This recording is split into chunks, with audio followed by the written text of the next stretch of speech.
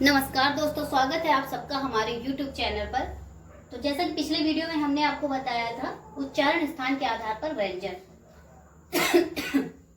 और इस बार हम आपको बताएंगे वायु संवेग के आधार पर और तारत्व के आधार पर। तो आ जाते हैं सबसे पहले हम वायु संवेग के आधार पर। वायु संवेग के आधार पर, वायु संवेग के आधार पर ये कितने तरीके के होते हैं? इनके दो भेद होते हैं। वायु संवेग के आधार पर इनके दो भेद होते हैं। नंबर 1 अल्प प्राण और नंबर 2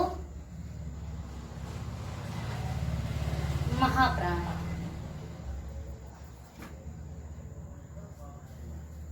तो आइए देखते हैं अल्प प्राण किसे कहते हैं। देखते हैं अल्प प्राण किसे कहते हैं।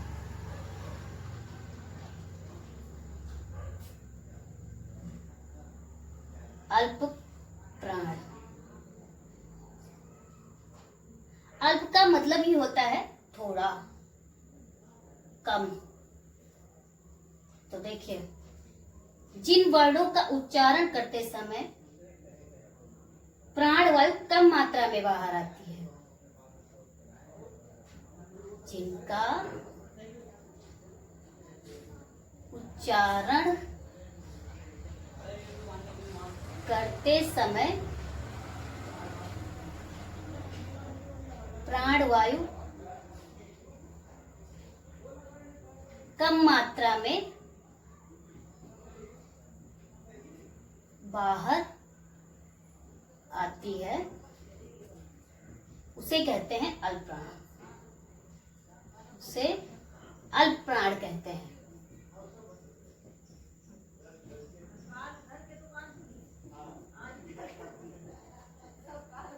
उसे अल्प प्राण कहते हैं।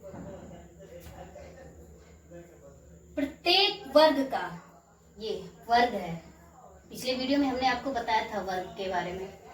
का वर्ग, चा वर्ग, टा वर्ग, ता वर्ग और पा वर्ग।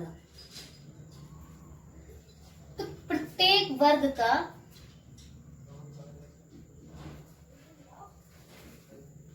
पहला, तीसरा और पांचवा,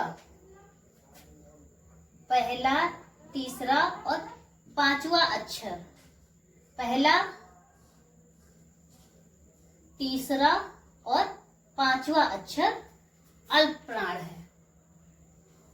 साथ ही साथ अंतस्थ व्यंजन, अंतस्थ व्यंजन भी अल्प प्राण है। और अंतस्थ व्यंजन भी क्या है? अल्प प्राण है। तो ये का, गा, अंगा, चा, जा, या, टा, डा, अड़ा, ता, दा, ना, पा, बा, मा और रा, वा, श, ह, ये हमारे क्या है? अल्प प्राण। यानी कि पहला, तीसरा और पांचवा, हर वर्ग का पहला, तीसरा, पांचवा अक्षर अल्प प्राण तथा अंतस्थ व्यंजन या, रा, ला, वा, ये चारों तथा अंतस्थ व्यंजन या, रा, ला, वा, ये भी क्या है? हमारे अल्प प्राण है। ठीक है। तो अब देखते हैं महाप्राण। महाप्राण, महा का मतलब बड़ा, यानी कि जिसके उच्चारण में प्राणवायु ज्यादा बाहर आती है। महाप्राण, जिनके उच्चारण में, महाप्राण व्यंजन क्या? जिनके उच्चारण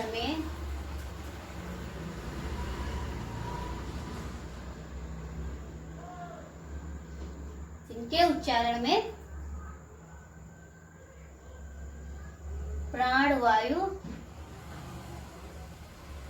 ज्यादा मात्रा में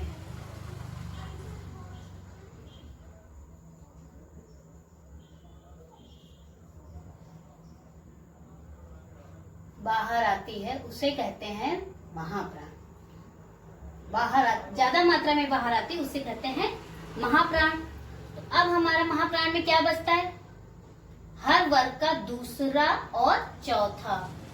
क्या बचा? दूसरा और चौथा। तो महाप्राण में क्या क्या होता है? हर वर्ग का दूसरा लेटर, चौथा लेटर और ऊष्म व्यंजन प्लस ऊष्म व्यंजन, ये हमारे क्या है? ऊष्म व्यंजन कौन कौन से? श, श, श और ह, ये हमारे क्या है? महाप्राण। इनको हम महाप्राण कहेंगे। दूसरा ख, छ, ठ, थ, फ और श, श, श, ह, ये सब हमारे ऊष्म व्यंजन है। तो ये सब यानी दूसरा चौथा लेटर और ऊष्म व्यंजन श, श, श, ह, ये हमारे महाप्राण हैं। अब आ जाते हैं हम, ये तो हो गया वायु संवेग के आधार पर। अब देखते हैं तारत्व के आधार पर। तारत्व के आधार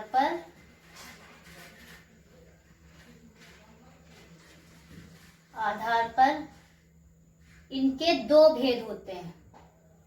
इनके दो भेद होते हैं।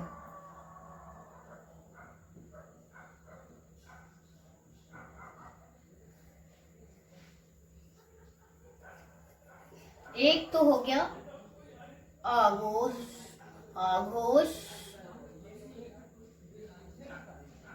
और दूसरा सघोष।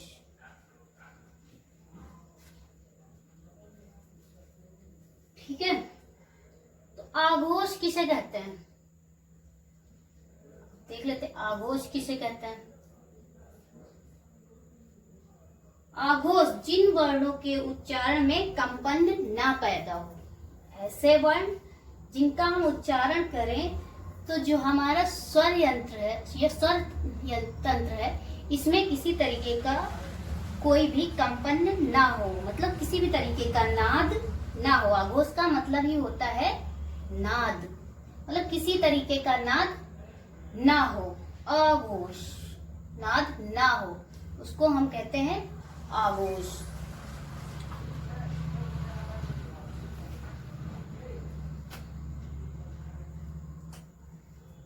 तो जिन वर्णों के उच्चारण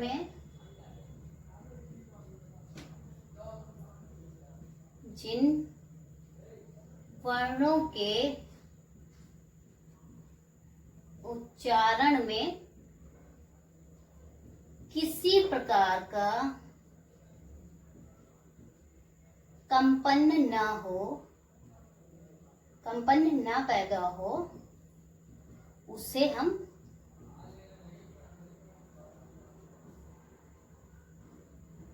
आघोष वर्ण कहते हैं। ठीक है, तो हर एक वर्ग का, प्रत्येक वर्ग का पहला और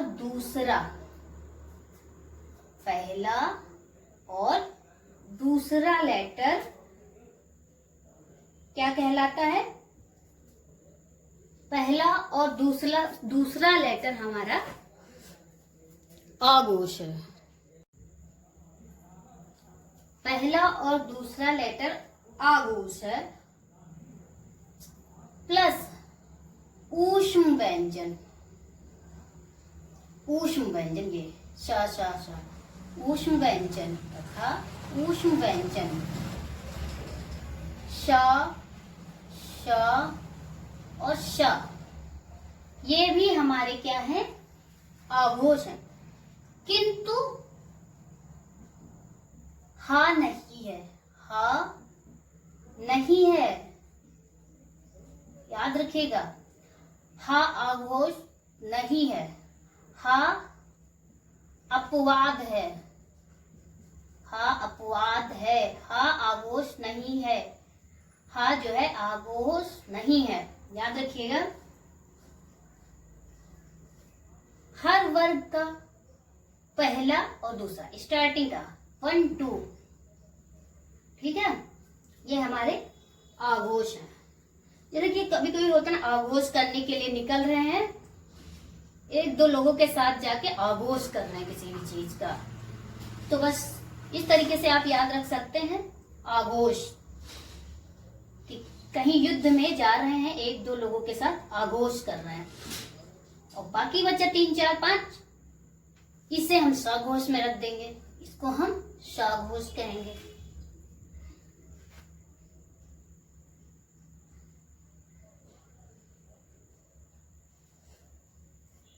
दूसरा आ जाते हैं सघोष। सघोष या घोष, सघोष और घोष एक ही चीज है। तो जिन वर्णों के उच्चारण में कंपन पैदा ना हो, ऐसे वर्ण जिनका हम उच्चारण करें तो स्वर यंत्र में कंपन पैदा हो, ऐसे वर्ण जिनका उच्चारण करते समय स्वर यंत्र में कंपन पैदा हो, आघोष में था ना और इसमें पैदा हो, कंपन पैदा हो, जिनका उच्चारण करते समय स्वर यंत्र में कंपन पैदा हो, उसे हम कहते हैं सघोष। तो प्रत्येक वर्ग का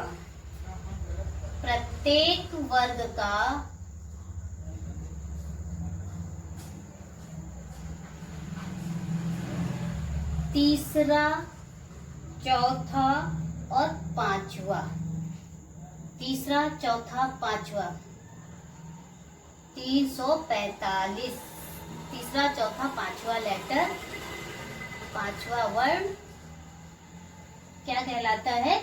सघोष। सघोष। इसके साथ साथ अंतस्थ व्यंजन भी, पहला चौथा पांचवा वर्ण सघोष, ऐसे।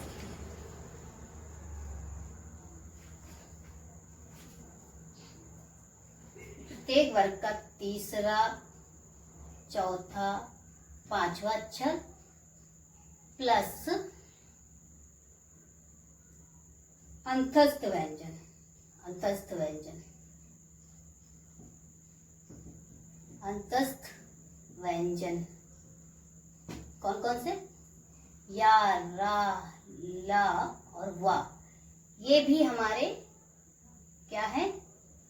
और हा, अगर भाई हा उस आघोष में हा नहीं था, अपवाद था, तो ये हा यहाँ आ जाएगा। या, रा, ला, वा और हा, ये हमारे सघोष हैं।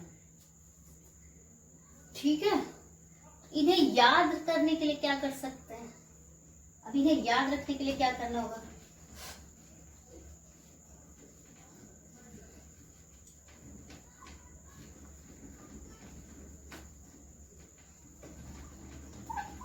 देख लेते हैं, एक शॉर्ट ट्रिक है, थोड़ी सी याद हो सकता है आपको आपके काम आ जाए, याद करने में आपकी हेल्प करें। देखिए 1 1 3 5, 1 3 5, ये हमारे क्या है? 1 3 5 और अंतस्थ, ये क्या है? ये अल्प प्राण है। क्या है? अंतस्थ व्यंजन को क्या कहते हैं? अल्प प्राण। फिर हमने आपको महाप्राण बताया था, 2 4 प्लस ऊष्म व्यंजन, ये हमारे क्या है? महाप्राण।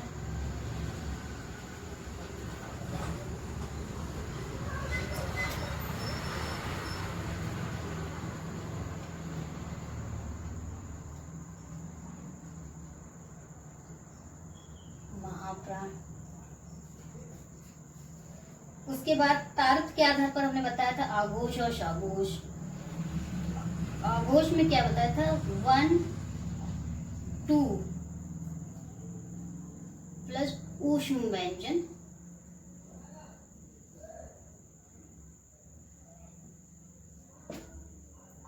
श श और श। हा अपवाद है इसमें, जो है हा मैंने बोला था अपवाद है, हा अपवाद है। फिश, ये तो हो गए हमारे, ये क्या है, ये आघोष है, ये तो आघोष है। अब सघोष देख लेते हैं। सघोष में क्या था,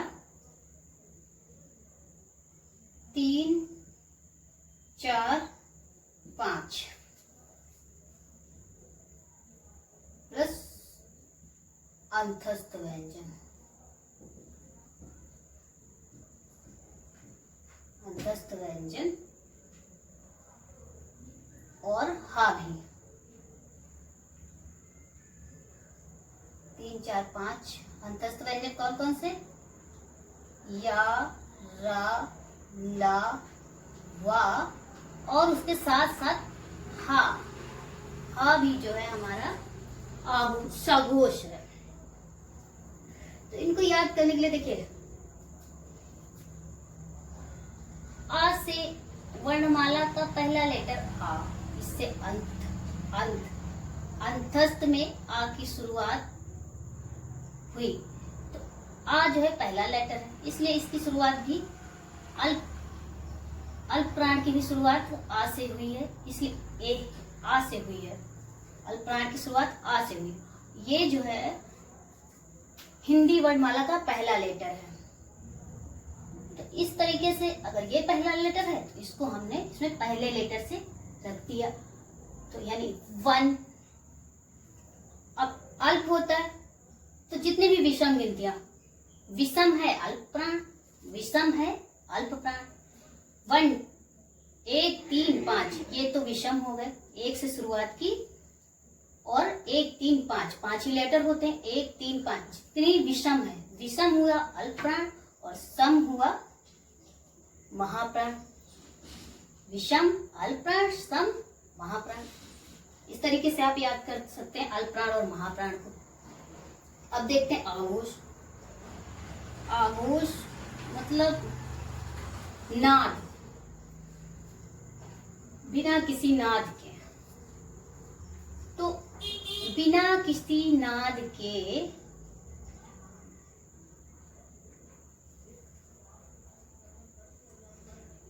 छल के माध्यम से कौरवों ने पांडवों पर 1-2 टुकड़ी, सेना की 1-2 टुकड़ी लेकर फुल ऑफ एनर्जी यानी ऊष्मा के साथ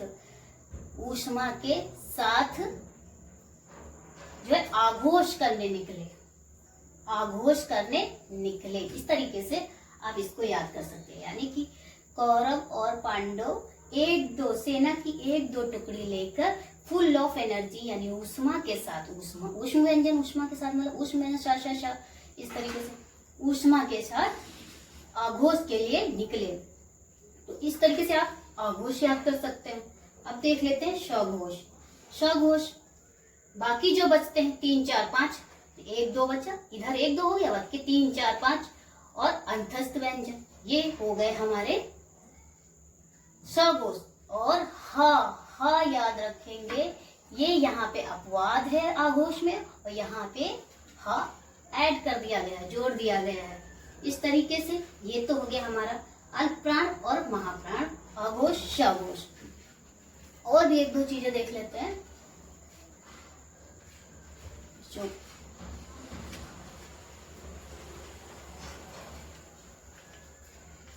हिंदी भाषा की लिपि कैसी है।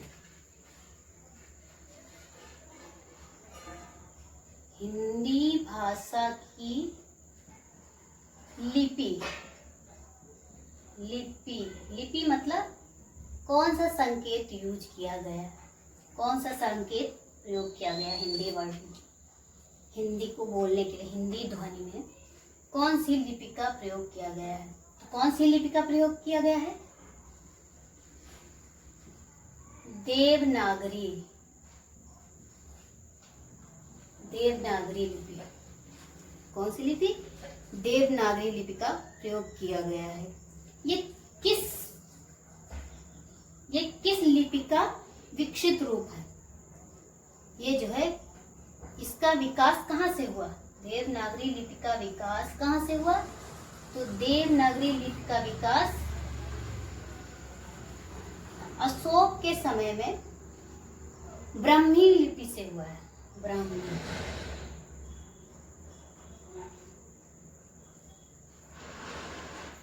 ब्राह्मी लिपि से हुआ है।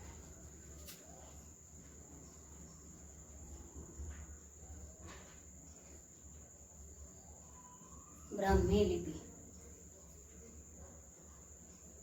कहाँ से हुआ है? ब्राह्मी लिपि से। अशोक के समय में जो ये लिपि कुछ और तरीके से हुआ करती थी। इसमें जो है जो है ऐसे बनता था, और अब जो है ये विकसित होके ऐसे बन गया है। इसी तरह बड़ा ऐसे होता था। ये ब्राह्मी लिपि है और ये देवनागरी लिपि है। तो इस तरीके से हो गया हमारा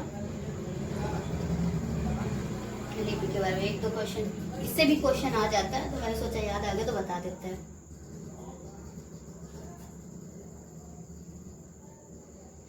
जो भी इसकी लिपि की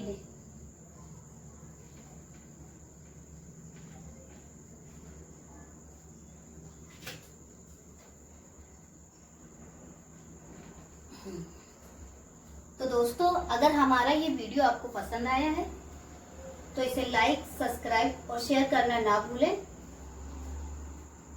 और अगली वीडियो में हम आपको बताएंगे, अगले वीडियो में हम आपके लिए लेकर आएंगे एमसीक्यू। जितना भी हमने आपको पढ़ाया है उसके कुछ क्वेश्चंस लेकर आएंगे वर्ण विचार के बारे में।